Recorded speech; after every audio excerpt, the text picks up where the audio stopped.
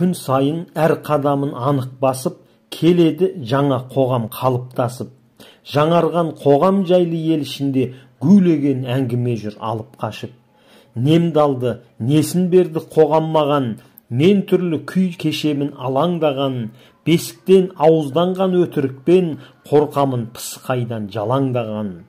Тер төктім неше түрлі салаларда, жағынып көрген жоқпын ағаларға, бермеген, алдамаған, жағынбаған ақынды ұры қоғам бағалар ма?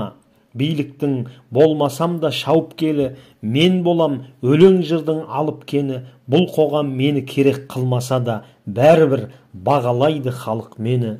Жабысқан жыл орынға ескілердің беттерін әлі талай кескілермін, мен деген жаңалықтың жаршысымын, жалғасы кеше өткен естілердің.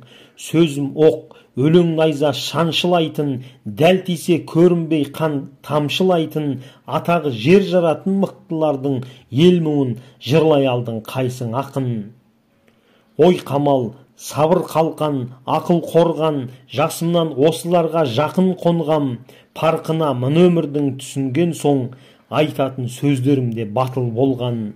Өмірдің көз жеткенде парқын адам, жұлдыздай топ ішінде жарқыраған, қоғамнан мен ештеңке дәметпеймін, болсын тек бағалайтын халқым аман.